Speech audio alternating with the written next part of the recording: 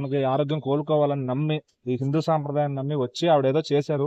తిరుపతిలో తలనీలాలు ఇవ్వడం కానీ, అన్నప్రసాదం చేయడం కానీ అంతా చేస్తే కొంతమంది దాన్ని ట్రోల్ గా చూస్తున్నారు. ఆవిడ అసలు మన దేశస్తురాలు కాదు, అన్ని మతాలుగా వేరే వేరే కోణాల్లో అసలు అంటే మనం ఆలోచించలేనటువంటి కోణాల్లో ట్రోల్స్ చేస్తున్నారు. దేనికి?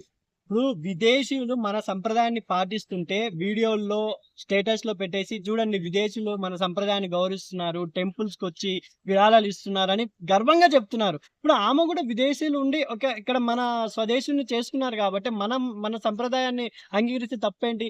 ఇంకొకటి ఏంటంటే భయ్య, ఎవరికైనా మీరు ఎవరైనా పిల్లోలు కలిగిన వాళ్ళని అడగండి, వాళ్ళకి పిల్లోలు కలగాలి అంటే అల్లా కాదు, దేవుడు కాదు, క్రిస్టియన్ కాదు, ఎక్కడికి వెళ్ళమన్నా వెళ్ళి ఆ దేవుడిని పూజిస్తున్నారు పిల్లోలు కలగాలని అంటే నమ్మకం. ఇప్పుడు ఆమె వెంటనే అక్కడ సింగపూర్ లో జరిగిన సంఘటన చూసిన వెంటనే ఈ దేవుడా నేను మా పిల్లోడికి క్యూరిటీ అయిపోతే మీ దగ్గరికి వస్తానని కోరుకునొచ్చు.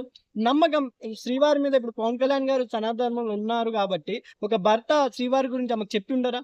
అంటే వివరించి ఉంటారా శ్రీవారి మహిమ ఇలా ఇలా అని? జస్ట్ నేను చెప్తున్నా, ఇక్కడ మతాలు కులాలు పక్కన పెడితే ఎవరి నమ్మకం వాళ్ళకి. ఇప్పుడు అల్లాని పూజించే వాళ్ళు వాళ్ళ నమ్మకం వాళ్ళది, వాళ్ళు దర్గాలకు వెళ్ళి వాళ్ళు కోరికలు నెరవేరుతున్నాయి కాబట్టి వాళ్ళు హిందూస్ అయినా ముస్లిమ్స్ అయినా మీరు ఏ దర్గాకి వెళ్ళినా ఏ గుడికి వెళ్ళినా అన్ని మతాలు ఉంటారు. ఎందుకంటే మీరు అక్కడ చూసింటే ఉయ్యాలని ఒక స్టేజే ఉంటారు దేవుళ్ళలో.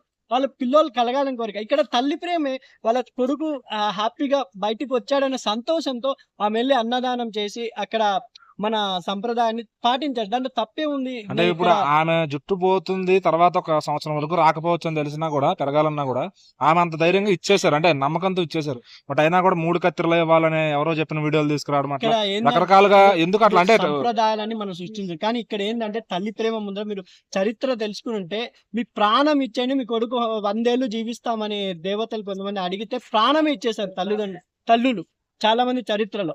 అలాంటి తల్లి ప్రేమ ముందర ఏ దేవుడైనా ఒక్కడే. ఆమెకు ఆ దేవుడి మీద నమ్మకం ఉంది కాబట్టి వెళ్ళారు.